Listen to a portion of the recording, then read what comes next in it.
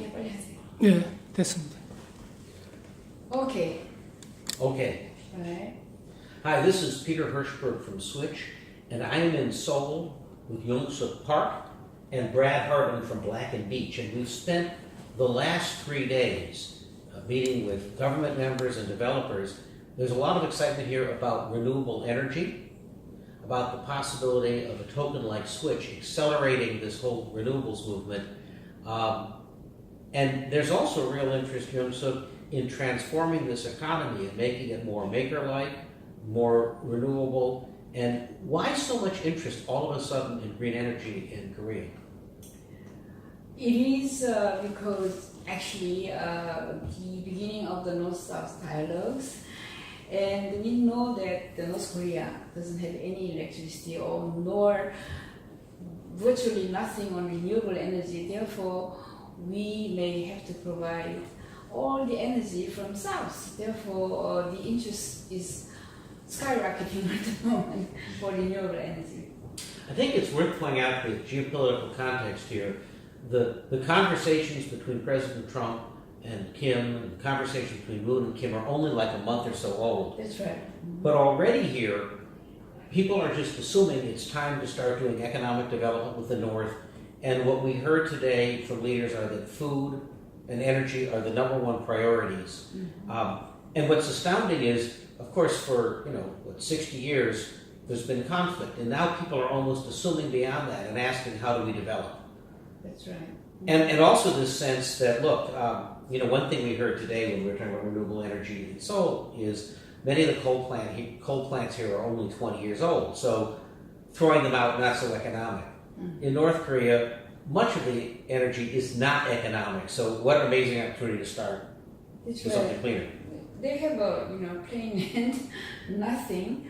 Therefore, we do not have to throw away anything or dig up to remove anything. We just build it. Simple. So many, not the normal people, but all the businessmen are just looking at North Korea right now, what they do, what they can do, or what kind of government policies will come out.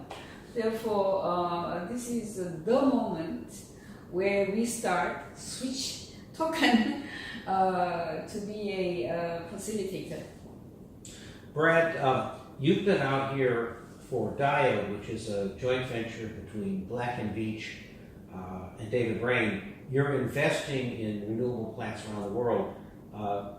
There was palpable excitement throughout Korea on development, people looking at, can land be used for solar energy? How do they move to a greener future? What's been your sense so far?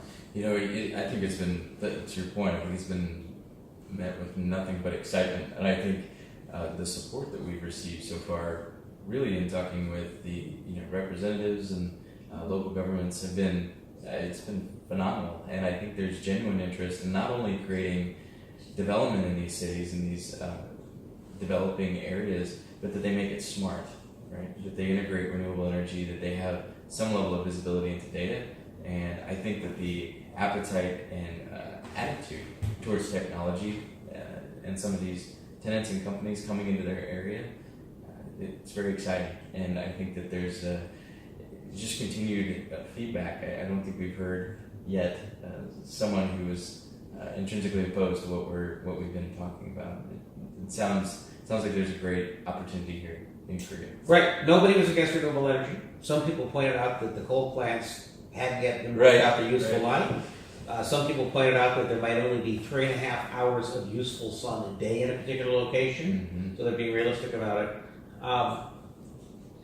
The other interesting thing here is that Korea, of course, South Korea has been a big leader in the whole smart cities movement. It was a big leader early on in fast internet. So there's this interesting tight combination between renewables, between cities, between, you and I both wrote books about maker cities, so about citizen engagement and creation, and so that all adds up to kind of a vision about a green, renewable, data-driven future that is almost taken very naturally here.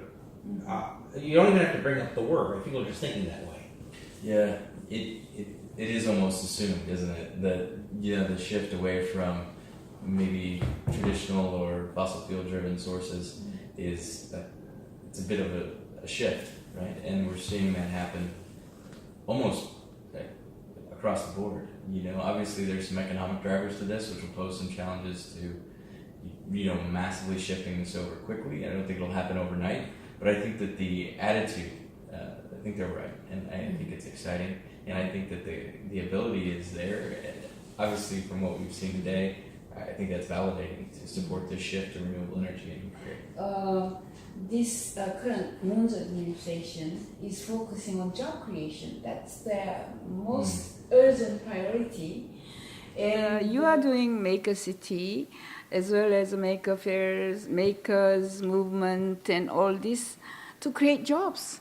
And that's a priority number one here in Korea. And the priority number two is the energy, renewable energy. Because of their suffering from dust and metal and very dirty air pollution from the basically China and also from the coal plants.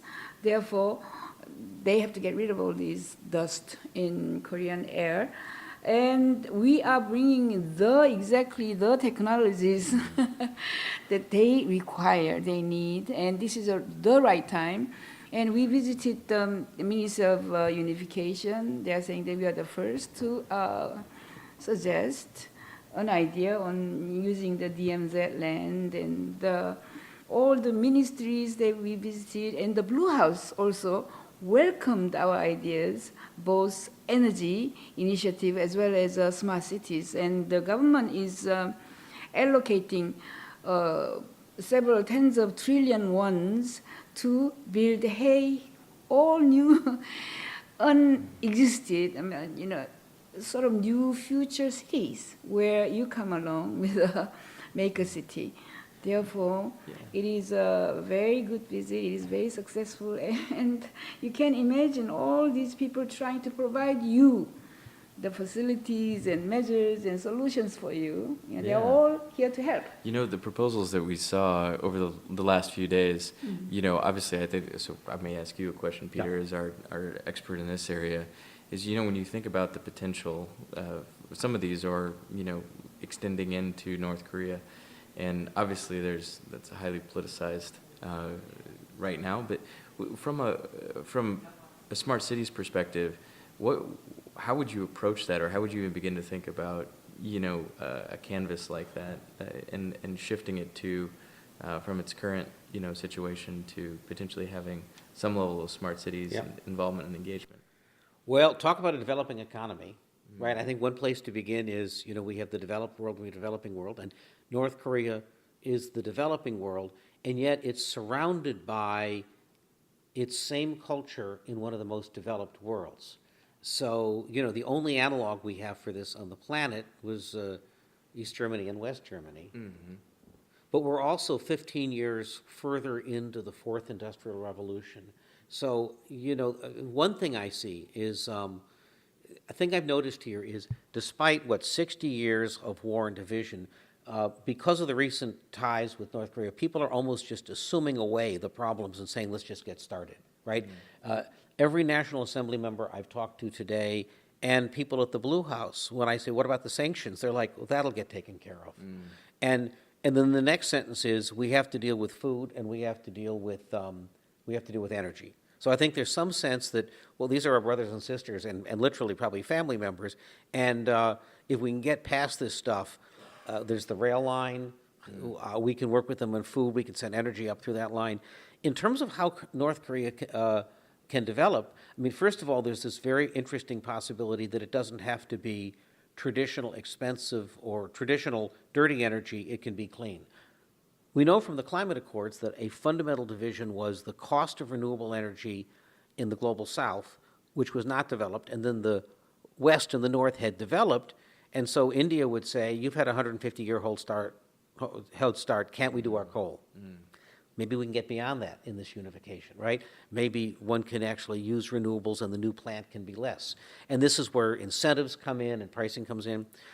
The other interesting thing is we've all written about Maker City. Well, Maker movement is about very local.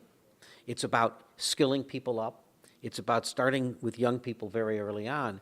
So there's going to need to be a real introduction of the notion of production, of capitalism, of what you can create, how you can trade, how do you use new forms of technology, right? Because this is a population that's heard nothing for many years, right? So I think that there are pointers from development economics that can be used with North Korea that are unique, that look different from Germany because we're, some number of years on, and the technologies are different. So as many problems as it presents, there's a lot of will here in South Korea to go work on it. Mm-hmm. It strikes me too. I think one of the things that we've seen, moving beyond current politics and others, but you think about this energy globally, and I think now for the first time we're seeing technology be able to support data sets on a global scale. That's quite exciting when you think about it. You begin to think about where is energy needed, where is clean energy needed, and you think about the Swytch platform, course, which we've helped develop as Black and Veatch in regards to the work we did with Atonics and a lot of the artificial intelligence and the algorithms that we use to build that oracle. So obviously we're big supporters of that. I think when we begin to think about this, the world starts to get a little smaller, doesn't it? When you think about data and the transparency related to that and unifying and rallying around that, I think that actually it's pretty interesting to begin to get that visibility and then take action on it. That's right. Could you explain to Koreans about the God parity and when all the prices go down, and Swytch will be the sort of only solution we have left? Yeah, I don't know about the only solution. I think what we'll have, though, is, with the material prices continuing to fall, just as, in the U.S. we have big box retailers and, 8-9 years ago, an LED or an LCD TV even would have cost you maybe $7,000, and now you can go and buy that same product, even, of course, it's advanced, it's better, and now it's available for $600. Mm-hmm.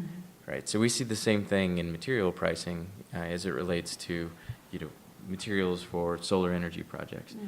So as solar energy materials continue to become less, right, as well as the technology of those continue to advance, at some point you're going to need additional economic drivers that make it so it is further incentivized to continue to use it, right? And I think that that's going to be a key component of the future development of renewable energy, particularly in areas where it's close to where this equipment is manufactured, and that it's going to need that additional incentive, which I think Swytch fits the bill really well for, to create that additional economic driver to further deliver solar energy and continue on to make sure it's made available and it's economically viable. It's quite exciting. Youngsook, we live in an Internet of Things world. We have sensors everywhere.